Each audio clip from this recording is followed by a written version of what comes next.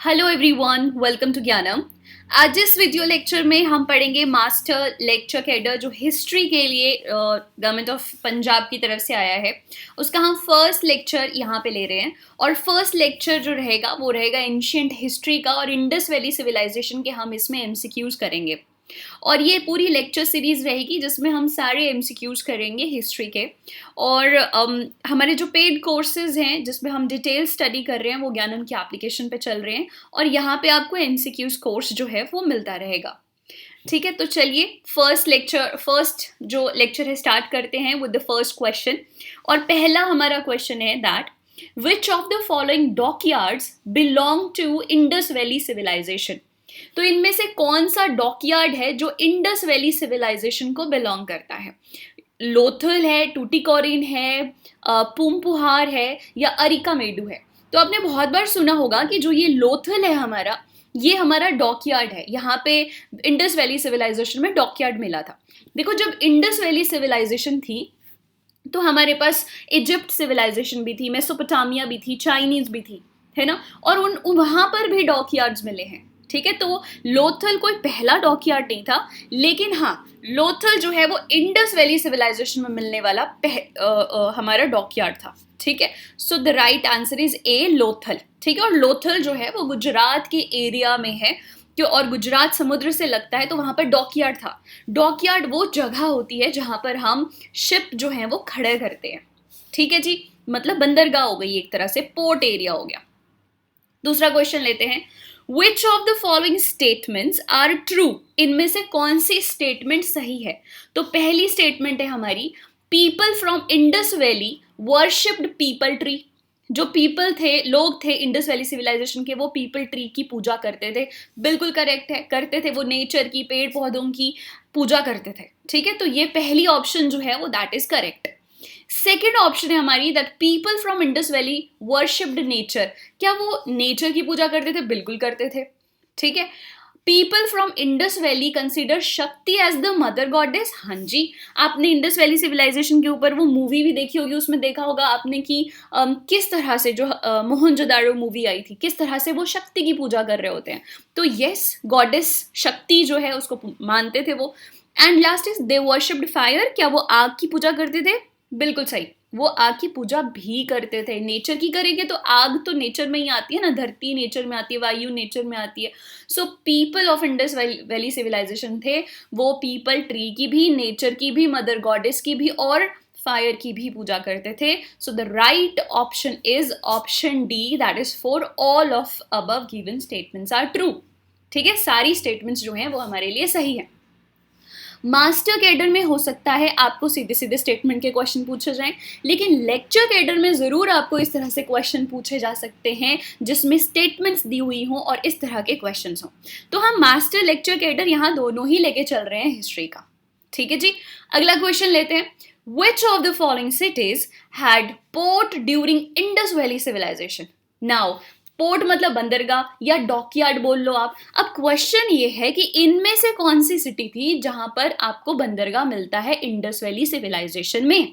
ठीक है, तो इज इट सुक्ता जेंडर, बालाकोट, कुंटासी या इनमें से कोई नहीं? तो मैं आपको बता दूं कि इनमें से तीनों ही जगह पर, सुक्ता जेंडर हो, ये ना पाकिस्तान वाला एरिया है जहां पर ग्वादर पोर्ट है आपका, तो सुक्ता जेंडर भी, बालाकोट भी और कुंटासी, इन तीनों ही जगह पर पोर्ट सिटीज थी, ये बंदरगाह थे।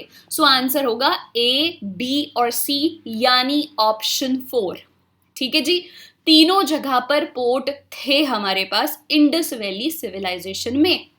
एक और चीज एक्स्ट्रा इंफॉर्मेशन मैं आपको देती हूँ कि जो हमारी इंडस वैली सिविलाइजेशन थी, इसके समय पर जो 3 और सिविलाइजेशंस की मैंने बात की, जो की थी आपकी इजिप्ट, और थी आपकी मेसोपोटामिया, और थी आपकी चाइनीज सिविलाइजेशन, इन तीनों के ऊपर एक्सटेंसिव स्टडी हो रखी है।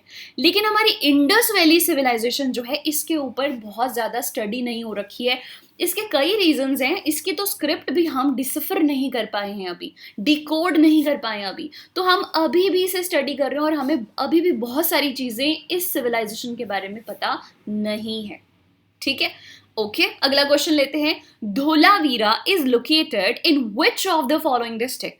आपको पता है धोलावीरा भारत में पाई जाने वाली जो साइट्स थी इंडस वैली सिविलाइजेशन की, उनमें से सबसे बड़ी साइट हुआ करती थी किसी समय।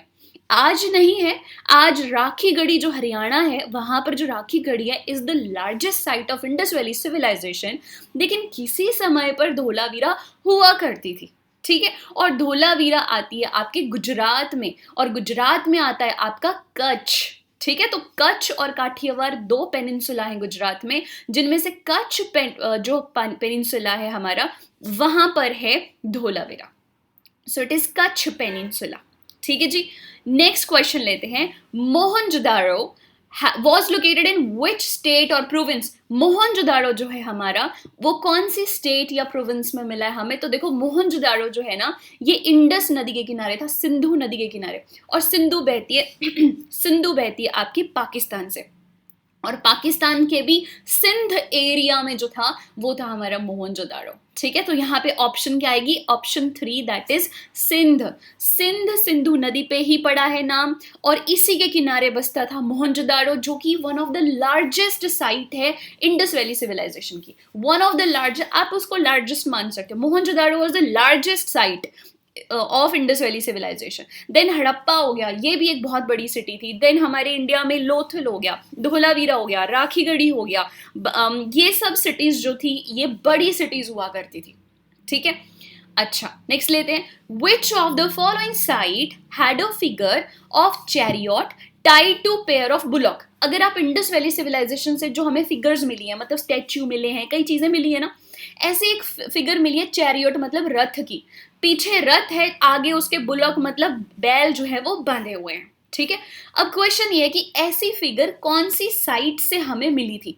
तो मैं आपको बताऊं कि ये मिली थी धोलावीरा से। अगेन वही धोलावीरा जो हमारे गुजरात में है। ठीक है, सो आंसर क्या होगा? आंसर होगा 4th दैट इज धोलावीरा। क्या मिला वहां से हमें? एक फिगर मिली, एक स्टैच्यू मिला, एक चीज मिली हमें जो कि था रथ, और रथ के आगे लगे हुए थे 2 बैल। ठीक है जी, आगे चलते हैं। नेक्स्ट क्वेश्चन है, consider the following about Indus valley civilization. 2 statements दे रखी हैं। पहली स्टेटमेंट है seals of Indus valley are made up of steatite only. तो देखो कई बार ना आपने बहुत बार पढ़ा होता है किताबों में कि इंडस वैली की जो सील्स थी, सील्स आप समझते हैं ना, सील्स क्या होती है ना, एक चौरस सी जैसे स्क्वायर शेप की जो सील थी वो मिलती थी वहां पर, और वो दर्शाती थी कि हम कमर्शियल पीपल हैं। और जो हमारे प्रोडक्ट होते थे वहाँ पर, चाहे वो घड़े हों, चाहे मतलब पेंटिंग्स छोड़ो, चाहे वो पॉटरी हो, चाहे वो ग्रेन्स हो, चाहे वो कोई भी कपास हो, आपकी कॉटन हो, ठीक है, वूल हो, कपड़े हो, ये जो है इसको बेचते हुए उसके साथ एक आइडेंटिटी मार्क की तरह होती थी। या ये मान लो जैसे आज लोगो होता है ना नाइकी का, उस तरह का होता था, और वो स्टीटाइट का बना होता था। डेफिनेटली स्टीटाइट का बना होता था। वो स्टीटाइट एक स्पेशल तरह की मिट्टी होती है, मड होती है, ठीक है, उसके बने होते थे। लेकिन सिर्फ और सिर्फ स्टीटाइट के बने थे ऐसा नहीं था। इंडस वैली सिविलाइजेशन में गोल्ड भी था, चर्ट भी था, और भी तो स्टोन्स मिलते थे वहां पे, तो वो किसी भी का बनता था। सील जो थी वो ज्यादातर स्टीटाइट की होती थी, लेकिन वो और भी सब्सटेंसेस की होती थी। और यहाँ एंड में क्या लिखा है? ओनली। ओनली से ये सारी स्टेटमेंट गलत हो गई। अदरवाइज ये स्टेटमेंट ठीक है, seals of Indus valley are made up of steatite, yes, but not only steatite. So पहली स्टेटमेंट हो गई आपकी गलत। ठीक है, दूसरी स्टेटमेंट पे आते हैं। Seals of Indus valley are rectangular in shape. तो देखो मैंने अभी आपको बताया कि वो स्क्वायर शेप की थी, रेक्टेंगुलर शेप की नहीं थी, 2x2 की हुआ करती थी। ठीक है, सो सेकेंड स्टेटमेंट भी हो गई आपकी रॉन्ग। सो राइट आंसर क्या होगा आपका? None of these. So 4th that is none of these is the right answer. हमारी जो सील्स थी वो स्टीटाइट के अलावा और भी सब्सटेंसेस की बनी होती थी, और दूसरा जो हमारी सील्स थी वो 2x2 की बनी होती थी, यानी वो स्क्वायर शेप की थी, रेक्टेंगुलर शेप की नहीं थी। ठीक है जी, आगे चलते हैं। जब हम लेक्चर लेते हैं, मतलब जब हम डिटेल में पढ़ रहे हैं, तो वहाँ पे मैंने आपको प्रॉपरली बताया कि डेमो लेक्चर भी आप देख सकते हो एप्लीकेशन के अंदर, वहाँ प्रॉपरली आपको मिल जाएगा कि किस तरह की सील्स हुआ करती थी, क्या क्या था, उन सील्स के ऊपर क्या बना होता था, क्या लिखा होता था, क्या सच में लिखा हुआ था, जो लिखा हुआ था वो हमें पता है या नहीं पता है, या कौन कौन से जानवर या किस किस की पिक्चर जो थी वो सील के ऊपर थी। ये सारे क्वेश्चंस हम डिटेल में पढ़ते हैं इन द लेक्चर, जो कि हमारा स्टडी लेक्चर रहता है, ठीक है। तो यहाँ पे हम एमसीक्यूज कर रहे हैं, हम trying to give you maximum of the knowledge. चलिए अगला क्वेश्चन लेते हैं।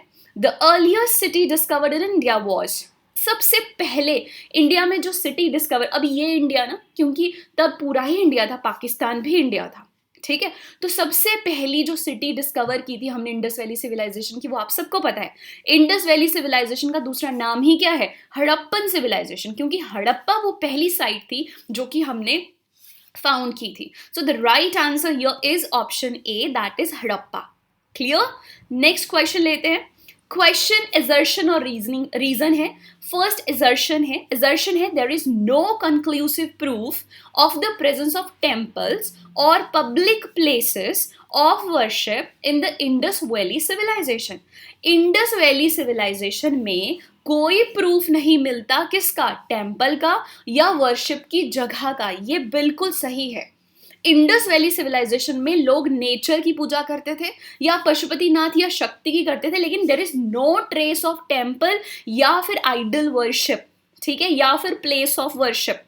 तो ऐसा कोई टेम्पल का कोई प्रूफ नहीं है। दैट मीन्स असर्शन हमारी बिल्कुल सही है। रीजन देखते हैं। रीजन इन्होंने दिया है, to the Harappans religion was perhaps more a personal and a private matter than a public affair. देखो ऐसा नहीं होता, जो प्राइवेट चीजें होती है सोसाइटी में वो निकल कर आ ही जाती हैं किसी ना किसी तौर से, किसी ना किसी तरीके से। तो ऐसा नहीं था कि लोग घरों में तो पूजा कर रहे थे आइडल, लेकिन मंदिर उन्होंने नहीं बनाया था जाकर। ये गलत है। सो देयर इज, ये जो रीजन इन्होंने दिया है ये गलत है। इंडस वैली सिविलाइजेशन के लोग टेम्पल्स बनाते ही नहीं थे, चाहे वो पर्सनल हो चाहे वो उनका सोसाइटी का मैटर हो, ठीक है। सो यहां से assertion is right but the reason is wrong. So option बनती है हमारी C, that is A is true but R is false. ठीक है जी, आई होप आपको समझ आ रहा होगा। अगर आपका कोई भी डाउट है कमेंट सेक्शन में लिखिए, हम जरूर रिप्लाई करेंगे आपके कमेंट्स का, ठीक है। नेक्स्ट लेते हैं। The Indus or Harappan civilization is distinguished from the other contemporary civilizations by its, मैंने आपको बताया इंडस वैली सिविलाइजेशन के टाइम पर सुमेरियन या मेसोपोटामियन सिविलाइजेशन थी, इजिप्टियन सिविलाइजेशन थी, चाइनीज सिविलाइजेशन थी। इनके और हमारी इंडस वैली सिविलाइजेशन के बीच में जो मेन फर्क था वो किस चीज का था? क्या टाउन प्लानिंग का था? वहां पर भी टाउन प्लानिंग थी। अंडरग्राउंड ड्रेनेज सिस्टम था, मैं आती हूँ इसके ऊपर। Uniformity of weight and measures था, वहां पर भी था। लार्ज एग्रीकल्चर सरप्लस था, हर कोई सिविलाइजेशन एग्रीकल्चर करती थी। But the unique feature of Indus valley civilisation is underground drainage system.